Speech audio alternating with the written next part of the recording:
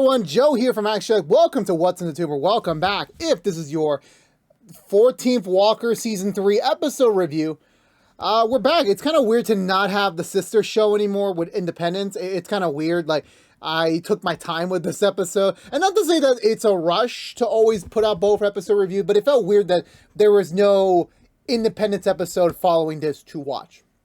So, it was a little bit weird for me personally to see that. But anywho, this week on Walker, we're back. It's been 3 weeks away. Ironically, our rookie reviews and our Walker reviews both took 3 weeks off, which is kind of coincidental.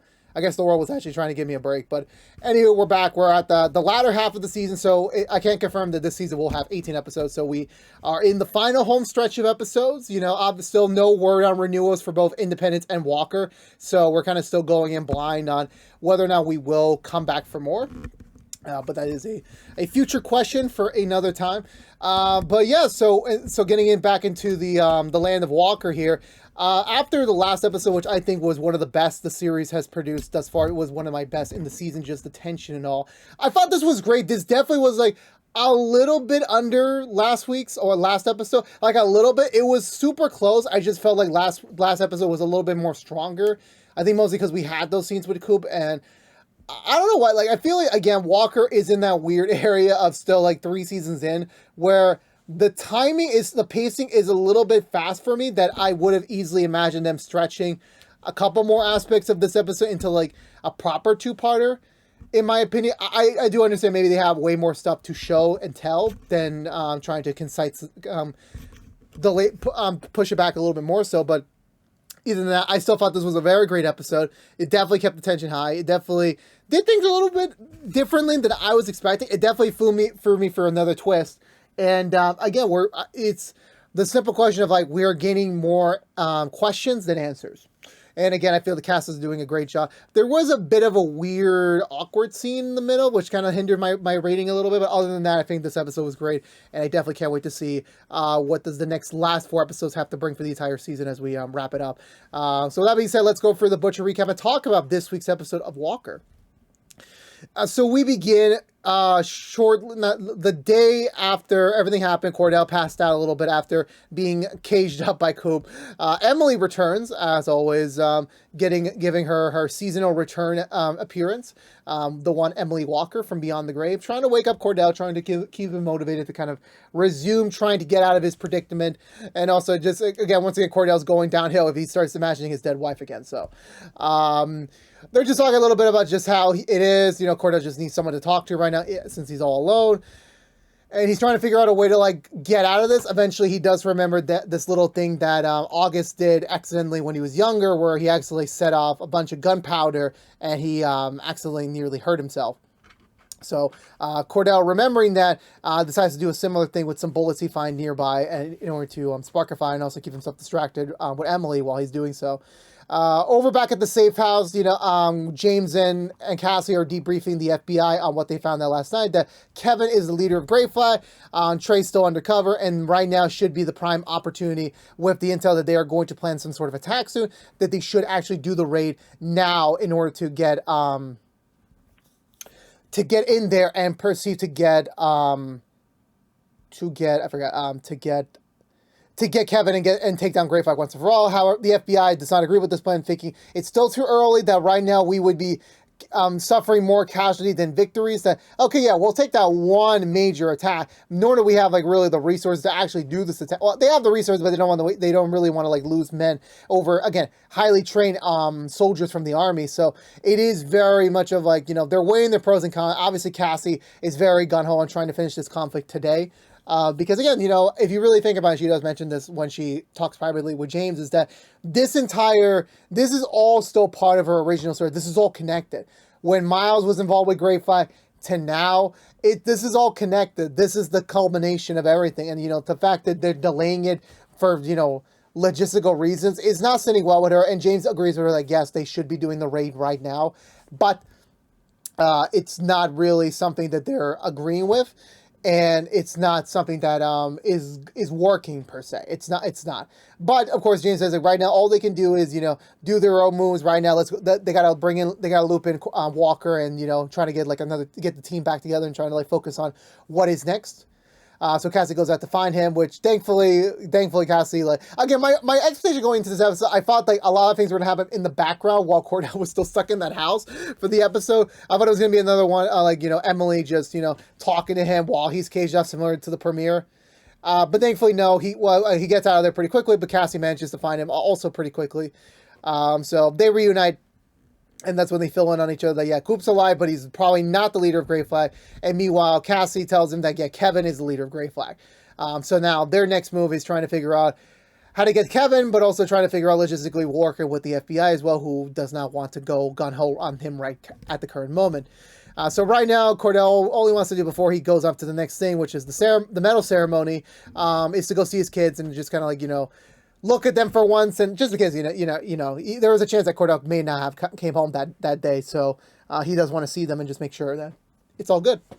So they arrive home. He's a little bit cleaned up, a little bit, not terribly. But however, when he gets back home, he finds that he gets a little updates about the Walker rescue, about like how everything seems to be going a little peachy clear, a little bit so, and then Kevin shows up. He's been there the whole time making breakfast for the Walker family, kind of just inserting himself in there as like the, I kind of been taking over like, the man of the house since you've been away. Isn't that ironic? And it's like, oh God, this is not sitting well with Cordell, because he would love to arrest him right now, but he cannot right now because of just orders from the FBI. So the next thing after that is, I forgot before that there was a meeting with Trey and Kevin where they just talk about just things about. Kevin doesn't give everything about his backstory away to Trey, but he does tell him like, yeah, it's been like recent political events have just given to Kevin that like the political system is not working. It's not giving his push to where things need to go to be a better country in his opinion. So him starting Grey Flag would be like the wake up call that society needs in order to be able to like really enact change and power and everything. Trey still being under the guise as being undercover.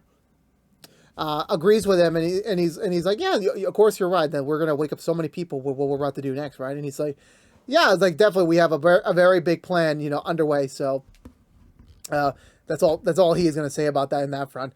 So going back to the Walker Ranch, where Walker decides to take an opportunity to like pull aside Kevin, maybe have a one-on-one on him a little bit, just trying to get the lay of the land with them, so and also push him away from his family, just so that there's a little bit of privacy between them. And mostly it's just them talking about the medal ceremony schedule, just what's planned for the day. Kevin doesn't really seem to be aware that Cordell knows about his identity, or regardless of the source. But all he can say is that, that Kevin is a really good hider. Like, he has a really good poker face. He does not break whatsoever. And Cordell just trying his best to, like, get him to slip up. It's just not working. It really isn't working. So he's not able to get anything on that front.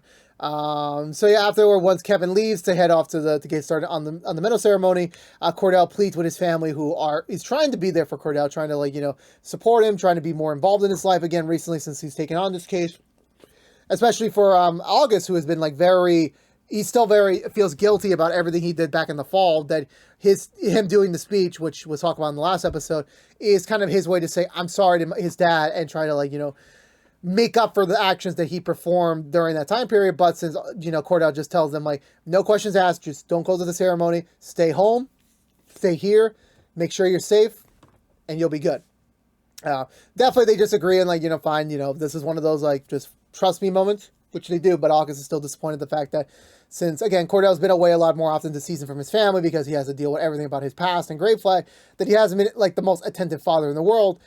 So August hoping for him to have actually seen his progression, his development, his improvement since that time period. It was a very much of a definite disappointment that, that's not going to happen now, but, they're still pursuing onwards.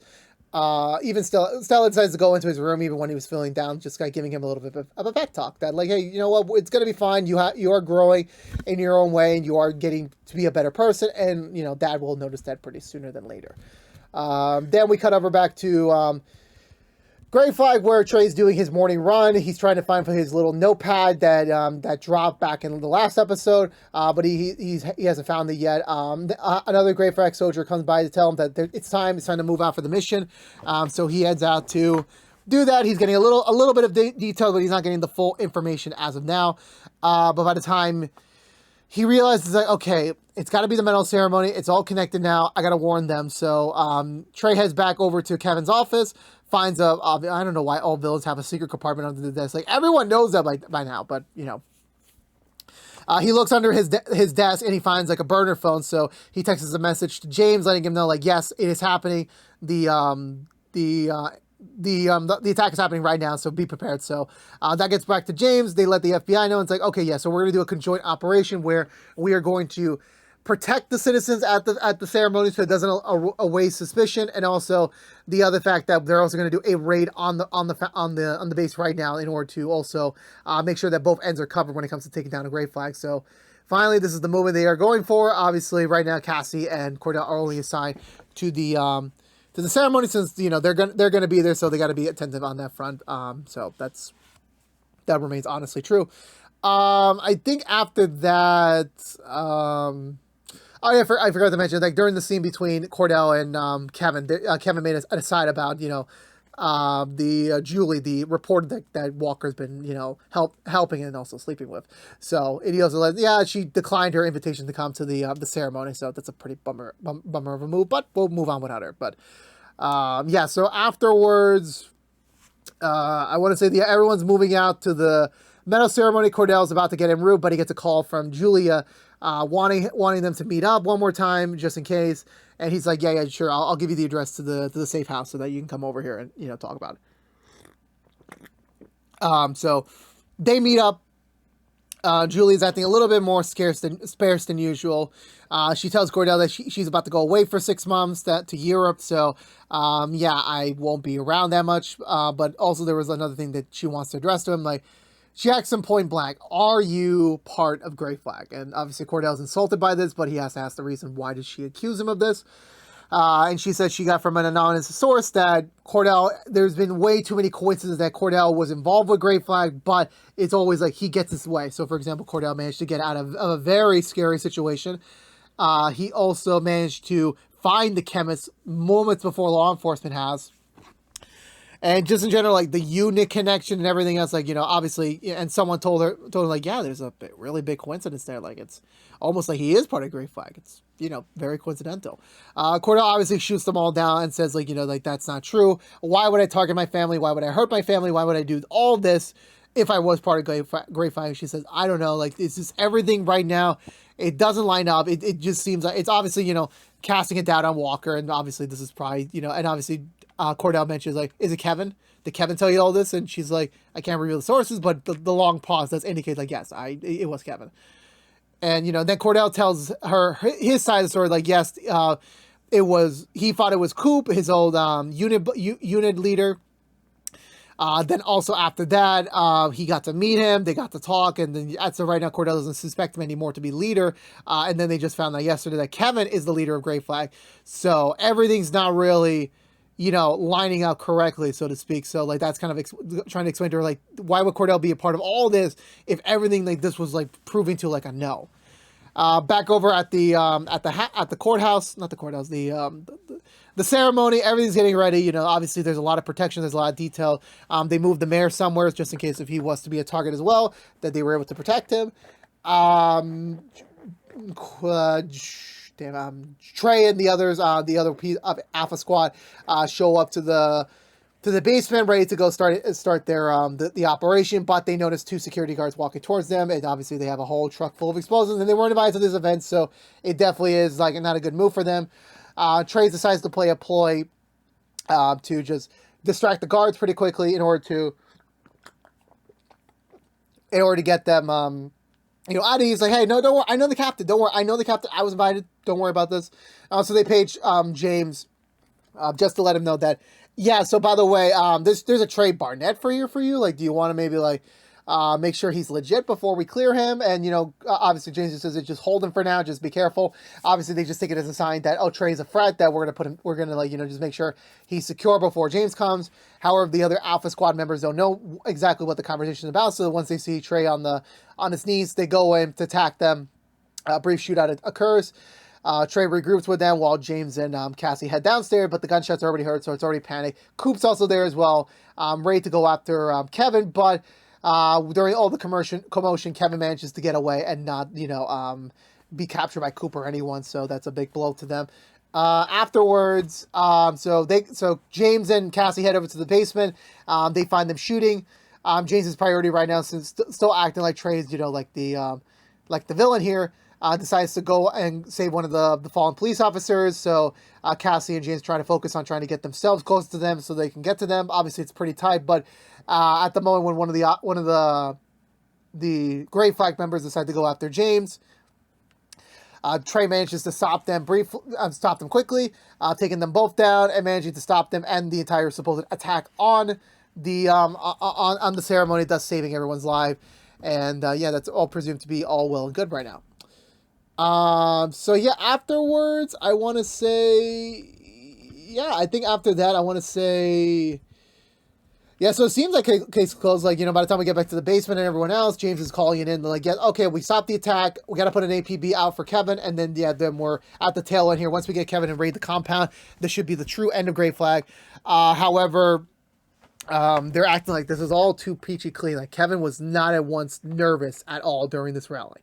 This event. So I'm like, this is like really being suspicious here. So they go to check the bags that were supposed to have all the C4. They look in it and they found bullet holes in the bags, which is odd because remember, C4 is basically a shit ton of gunpowder. So this would have easily blown up the van and everyone around them if it actually was C4. So what's going on?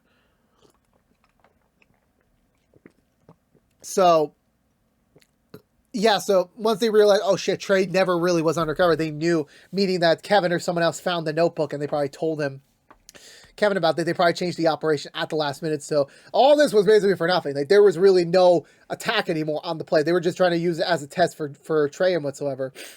Because also the driver for them also dipped out during the gun firing scene. So I'm like, yeah, definitely, that's a big question mark. Like, he was probably responsible for that. Meanwhile, back over to Walker and Julia. Walker's telling her everything that happened the last day or two, just about his recent discoveries, and then right now, the big question is, what is the connection between Coop and Kevin? What is the overall connection to Coop and Gray Flag? What is going on? There's so many question marks, and you know that's what Cordell's trying to figure out right now. Julia says she knew it couldn't be Cordell, like just everything that she knows about it, all the time she spent with him, like this doesn't line up with his character. So thankfully, they are able to depart on good terms as she goes back to Europe. Not go back to Europe, go to Europe. And also that's when one of the feds come over and tells Cordell, yeah, the attack's been stopped. It's all good. We're all good to go. We're in the clear. So like, that's like great and everything. But then Cassie calls Walker, letting him know, like, yeah, the attack was a bogus. It wasn't planned. They must be attacking somewhere else. So I'm just letting you know that wherever you are right now, you got to regroup back with us right now, just that we're together. However, Cordell puts the pieces together, like, well, if the attack wasn't a fail, but we knew they had C4, where could it have gone? And the second thing is that in the camera shot, like, you know, Julia's walking also slow, which I'm like, is she going to reveal that she's been a part of Gray Flag herself? Was this just a ploy to distract Cordell away from the main event? Like, I really know, like, in this entire moment, like this, like 30-second interview, I was just thinking all the possibilities possible. Like, is Kevin going to show up and reveal himself to Cordell? Like, is Cordell going to get kidnapped again? I mean, I don't know what's going to happen, but once he realized, like, there's just way too many coincidences, and then, you know, he looks across the view and he sees a car and he's like, that's not really supposed to be at the Fed's side. He's like, oh shit, they're gonna bomb the hideout. Sorry, my throat's dying over here. So once he realizes that, he tries to tell Julia to run away, but it's too late. The entire bomb destroys the entire compound. Well, not the compound, the hideout, and not Cassie, Julia and Cordell are trapped at the tail end of it. So thankfully, they weren't like fully part of the explosion, but they were like caught at the immediate, you know, backlash. So They both get knocked out conscious that we know of. Obviously, Cass is on the other line, you know, just like hearing, then like not hearing anything about Walker and the explosion. So she's fearing the worst, that he might be dead. Yeah, so after that, Cordell eventually wakes up via Emily's voice. He wakes up, but he finds the Fed's hideout totally destroyed. He sees Julia on the ground, and presumably, I think she's dead. Like, you know, this woman does not look alive at all. So Cordell's obviously, you know, shocked, grief-stricken, all sorts of emotions right now. But meanwhile, Kevin is in his van with the same driver that was carrying Trey and the others, letting him know, like, yep, everything worked perfectly. Like, everything worked exactly the way you said it would. And Kevin's like, perfect, time to pull out the APB and start, you know, the entire, you know, turn against Cordell, indicating that, yes, Kevin is planning to turn the world against Cordell Walker right now. So, but what happens after that, we don't know yet. We have to wait till next week's episode to find out what happens next to Cordell and the others. Because that was the end of this week's episode of Walker. For me, again, I thought this was great. I thought this was a really great episode, a very strong follow-up to last week. Well, not last week, last episode. But my only, like, real critiques, if that even is a word, is the scene between Cordell and Julia. Like, the real, like, Julia blaming Cordell, or like, you know, accusing him of like being part of Grey Flag. I thought that was like weirdly paced a little bit, and it could just be the way Cordell and Julia talked a little bit. It's like it never really suited well for me, if that makes sense. Like it was always like a bit off, if that makes sense, so to speak. I don't know how else to explain it other than that scene didn't flow naturally, in my opinion. It definitely still was like we're getting the information across, and like, you know, there is some speculation, but. And also giving us a hint that, like, you know, Kevin's trying to plant seeds of distrust against Cordell. But I also thought it could have been for a completely different other reason. I really don't know, to be completely honest with you. But at least at that moment, like, definitely, overall speaking, like, I was a bit shocked they rushed Trey's undercover storyline pretty quickly. It seemed like he was just in Grey Flag, and then he was out of Grey Flag. I felt like they were going to play with the dynamic a little bit more. So I honestly thought James was going to die for a second. Like, you know, as part of like the victory against Grey Flag, James has to die. That's what I stupidly thought, but thankfully, he's all right. The family kind of being regressed this episode. Again, like, I understand, like, there's, like, now, this was all part of Kevin's plan to infiltrate the Walkers and plant a little distrust into Cordell, just a slight bit, or just insert himself as a good pariah in their eyes, just to make it more difficult for them to believe, or, you know, really go along to what Cordell's saying. So, them just kind of getting the short staff this week's episode, which is a bit weird. I do believe this season, in my opinion, like, especially in the second half so far, like, the Walker family has kind of, like, the rest of them has kind of been a little bit to the side a little bit. They kind of got more focus in the first half, but, like, you know, obviously, again, it's a storyline. You know, you want to focus on the big story right now, so there's only so much time you can allocate to the side stories, trying to keep every character engaged and everything, which I do understand. That's the one cost with TV shows. Not everything can be explored, even with the longer time length of this story. But that was my only critique. But it did emphasize the point, like, yeah, Kevin is thinking of Walker's family just in case. If he has a fallback, this is the fallback, just in case. But yeah, so honestly, to speak, like, yeah, I think this episode was great. Definitely succeeded on a lot of fronts. A couple of things they didn't really succeed on. The ending was definitely a cliffhanger that I wasn't expecting.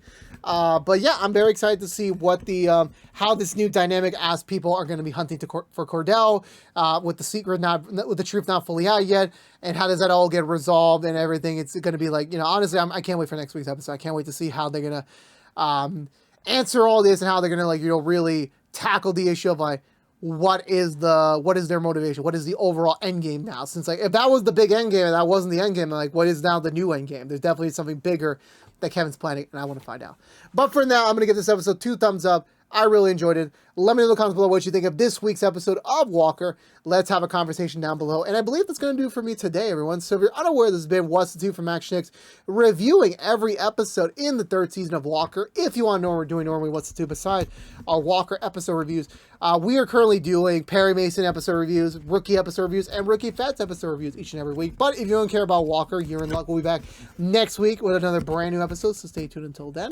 Also, a quick fun thing I found out, apparently, is that a actor from Independence, Caliban's actor, is coming over to Walker, ironically. So he will be playing a potentially recurring character in the last episodes of the season, which is interesting, because now it's now the reverse of like, oh, now Independence's like actors are coming into Walker.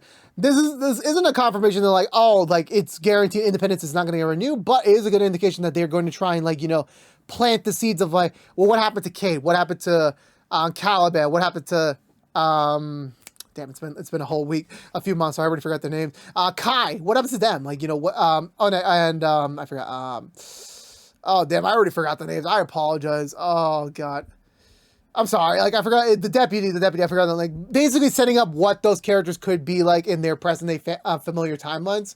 Yeah, and also where the hell is freaking Odette Tooley? Where's damn, I forgot Cordell's friend who briefly became his girlfriend for what I forgot her name. See, that's the one. Jerry. What happened to Jerry? There's so many questions. Like, what's going on? Anywho, that's going to do it for me. Again, thank you so much for watching. Please subscribe if you haven't yet. Like, favorite, share if you want to. Ring the bell and follow us on social media. But until we see each other again, for all you members of the Walker family, I'll see y'all next week for the next episode review. But until then, stay safe out there. Be good to each other. And as always, peace out.